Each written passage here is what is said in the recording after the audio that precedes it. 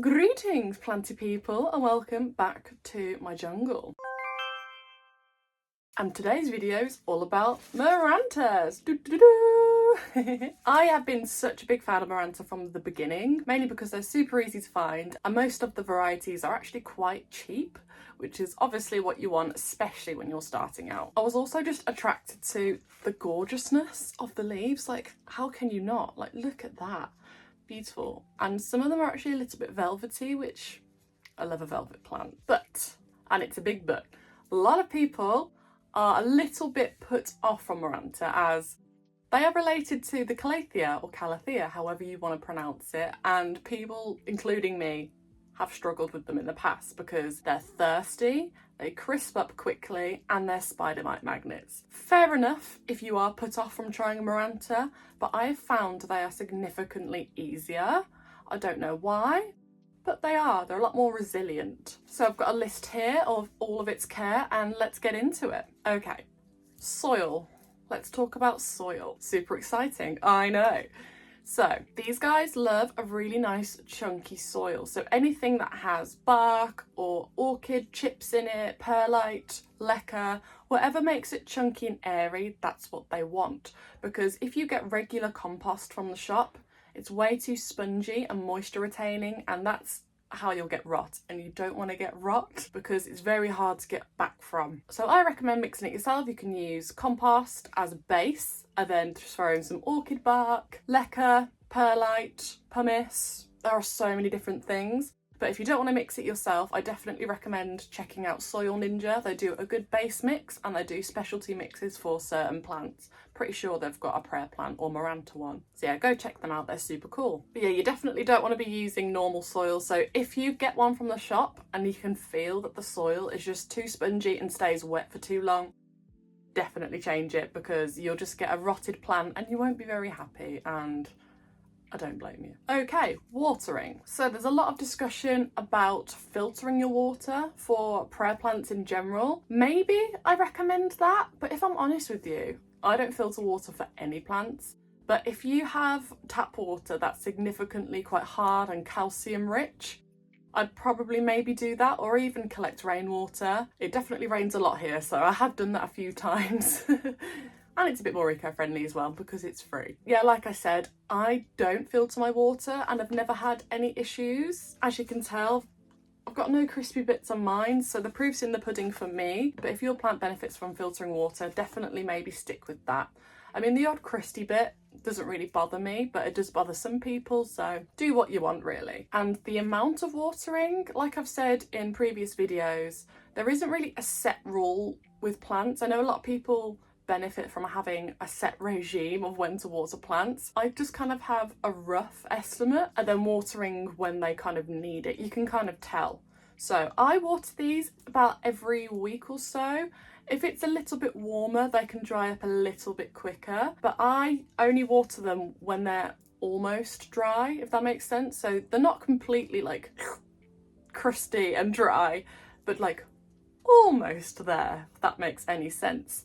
And you want to make sure it gives it a good flush through the soil, but you don't want it to be sat in water. So a lot of people bottom water them, but if I want to make sure that they're not going to be sitting in water, I just chuck them all in the shower and give them a good little and it probably feels really nice for them because they're from the rainforest, so it probably feels like they're all in like jungle vibes, which is, you know, probably beneficial. I don't know about that one actually. And I recommend giving it a few drops of fertilizer maybe every other water. There is also a bit of discussion about that, saying if you over fertilize it burns the roots, but I've never experienced that. I have a feeling it might be a myth. I'm not a scientist, but I typically do it every other water. I usually increase it more in the summertime, as that's when they need the extra boost because they're definitely in growing season. In winter, I'd maybe reduce it to every 3 waterings.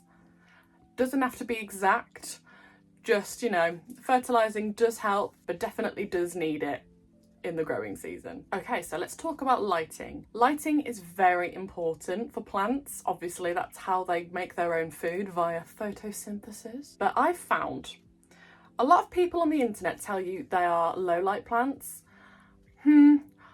They're low light tolerant, so they can tolerate it. They won't thrive though. And I found they love a nice medium to bright indirect, nothing more than bright indirect, otherwise they'll just crisp up and sunburn.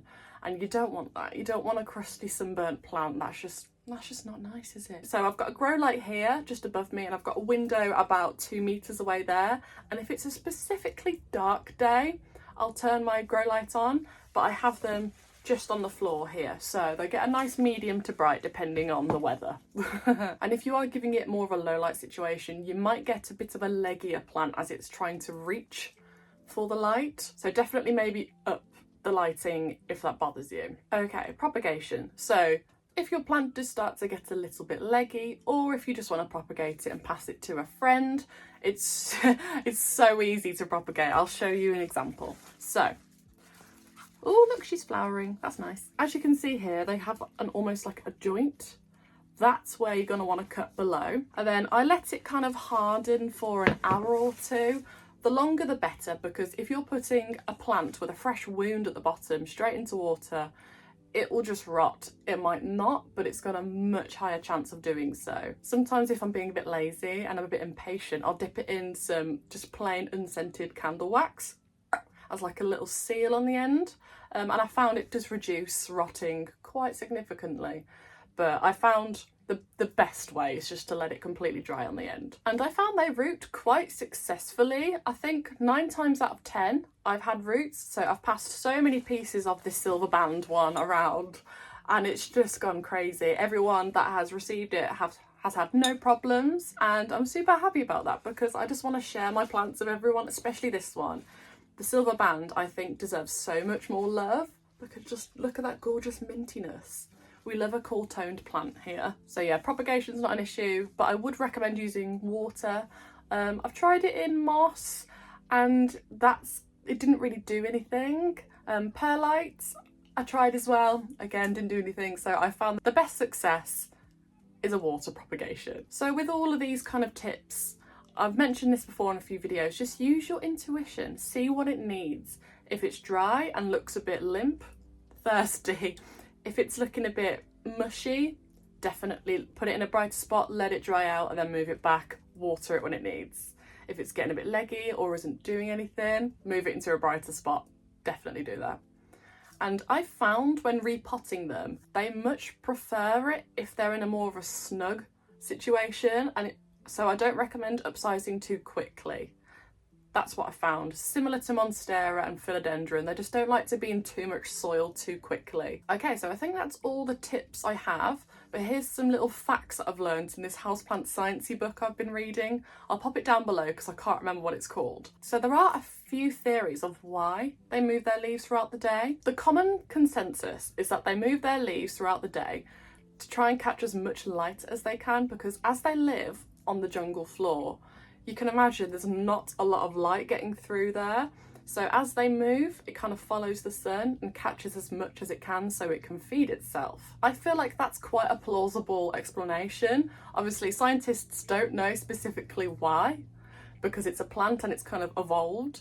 But I feel like that one makes the most sense, and that's the one that most people know. But another interesting one that I found is when they close up at night time, it makes them less susceptible to being eaten by predators and pests and stuff because they're more hidden like that.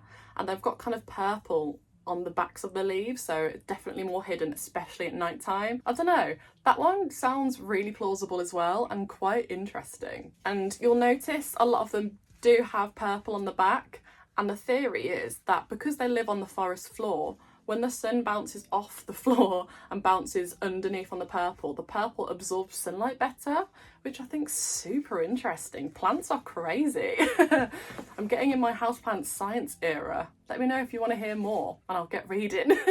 So yeah, let me know if you guys have any questions at all. I'm happy to help, and I will leave all my social medias down below. I'll drop the book that I'm reading as well, and if you want a 10% off Grow Gang lights, that discount's also there as well. So if you want a nice little planty chat, let me know. So I will see you in the next video. Let me know if you want me to do any more care videos on specific plants. I'd be happy to do so. Have a lovely evening, day, whatever it is, wherever you are. Bye-bye.